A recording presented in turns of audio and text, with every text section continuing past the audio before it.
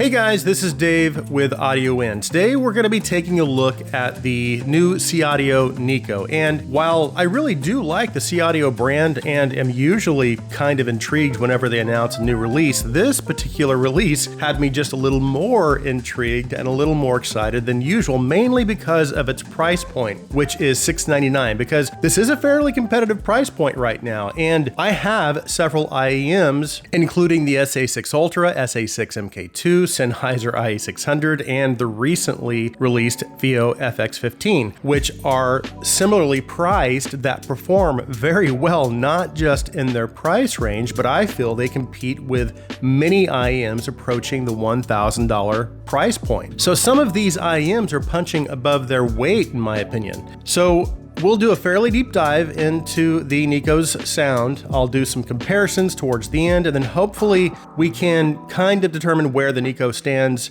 not only in terms of value and its general performance, but also in terms of some of the competition. But first, let's go ahead and go over what's included in the package. Of course, we have the IEMs and the Effect Audio Cadmus cable, of course. And since this cable is modular, it also includes both a 3.5 and a 4.4 interchangeable termination, which I have the 4.4 currently installed. Also included is a simple but nice hard case. It's actually soft to the touch, a very nice assortment of tips, and a Neko themed keychain. As for the price, specifications, and design, the Neko comes in at $699. It has a 6-balanced armature driver configuration. The drivers are housed in a high-grade resin shell, and they have an impedance of 25 ohms, a sensitivity of 110 dB, so they are quite easy to drive. The IEM itself is very lightweight, and because of the way they designed and shaped the shell, it actually fits my ears really well. I had no issues achieving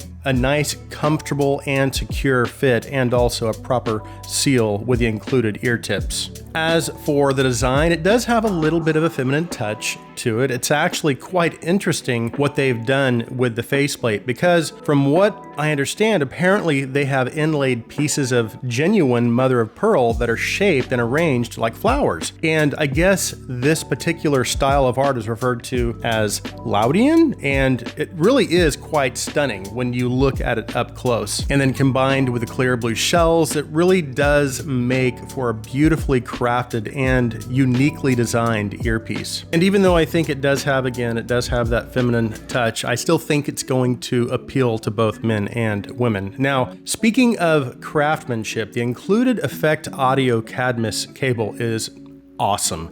And it just so happens that my previous video was a review of the Griffin cable, which is also an Effect Audio cable. And its construction is similar in that it uses silver-plated copper Litz wire and the same Ultra Flexi insulation. It also uses the Termex interchangeable termination system. The only thing is that the Cadmus does not have the Connex interchangeable system like the Griffin. So this cable is really nice. It's not the softest cable out there, but it's definitely soft enough and manageable enough as to allow for very easy handling and storage. Not to mention, it rests very comfortably behind the ears and on the neck. And to be perfectly honest, as much as I love the versatility of the Griffin, I actually prefer the aesthetics of the Cadmus. As far as the case, it's simple but nice. It is a hard case, but the outer material is soft to the touch. It also has a soft textured inner lining, so I don't have to worry about whether or not the IEMs will be protected. But in my opinion, it's very clear that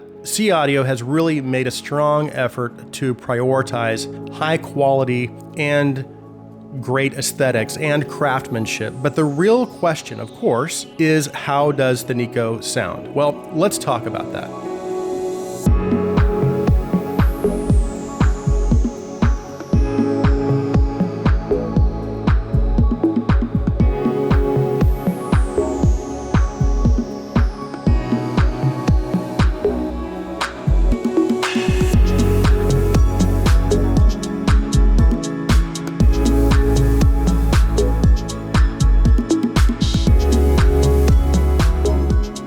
Okay, let's talk about the sound of the Neko. Its overall sound presentation is what I would consider to be kind of pushing into that V-shaped category. And it could even be, it could be considered a mild V-shape. That being said, its bass presentation is more on the neutral side. And while its signature does strike me as being balanced overall, I did feel like there's just a little extra energy centered around the upper mids. I don't think the upper mids are too forward necessarily, but I'm definitely picking up on just a hair more energy in contrast to the bass levels. But again, overall, the presentation seems pretty balanced to me. But just to break things down a little further, starting with the bass. As for its overall bass quantity, I do wish it had just a little bit more, and I mean just a tad bit more. And just to remind you, my preference is neutral with a little bit of a bass boost. So for me personally, I would have liked to have just a touch more bass energy to offset the upper mids. It does have good extension, so I'm definitely getting some of those lower bass notes and a reasonable amount of sub-bass rumble. Again,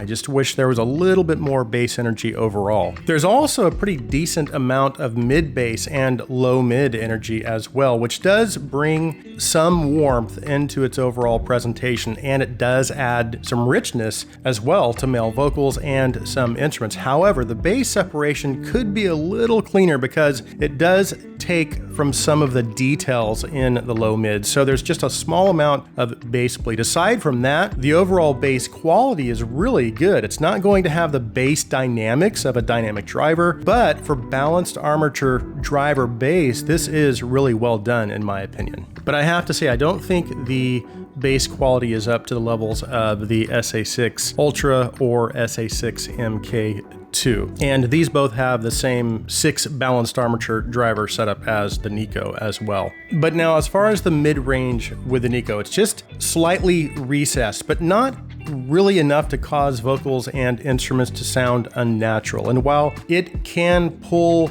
some parts or some male vocals and instruments that land there just a tad further back in the mix, it's not too far back. And they still have enough presence and energy to keep them front and center where they belong. The mid-range detail is also very good. And yes, while there might be just a small amount of detail loss in the lower mids, as you move into the mids and upper mids, much of that detail is restored. As a matter of fact, after I had been listening for a while, it wasn't even something that I noticed at all. And then as you move into the upper mids near the ear gain region between around 2 and 3K, that energy definitely picks up, which means females and even some males with higher vocal range start to become a little more forward in the mix. And again, I talked about how they still have enough forwardness to kind of offset the part of the mid-range that's a little bit recessed. And they still, again, they have a nice, strong center image.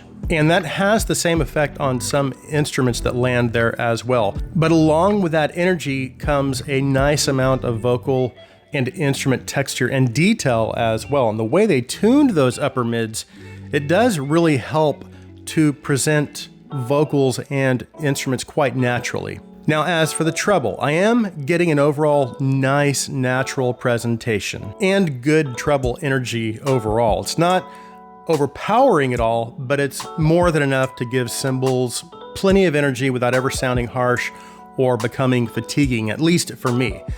Now, I'm also getting very good treble detail, and there's a fairly decent amount of upper treble detail as well, which means if you're listening to recordings that have some air, it's going to bring that quality out nicely.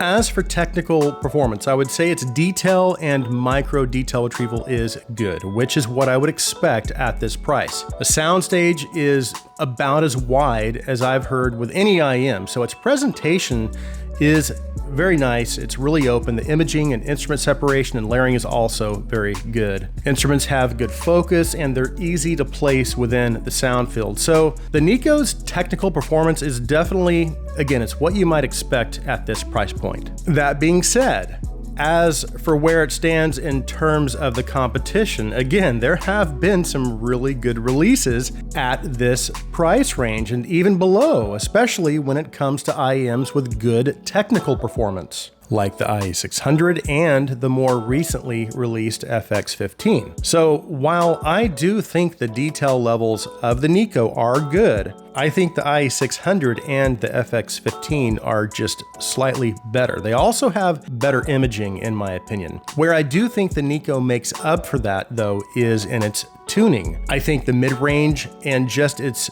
tuning in general sounds a little more natural to my ears than both the IE600 and the FX15. So there is a little bit of give and take depending on what you're looking for. As for whether or not I'd recommend the Neko, absolutely. It may not be the highest performing IEM in its price range, but its performance is still very good. Not to mention, the build quality is excellent and the design is very beautiful. And it does include the Cadmus cable, which is a really nice touch. Overall, I think it's just a great IEM and a well-rounded package. So that concludes my review of the Seeaudio Neko. Thanks so much for taking the time to watch. If you like my content, please take a second and hit that subscribe button. Also, if you would please like this video, please share this video. I hope you guys have an awesome day.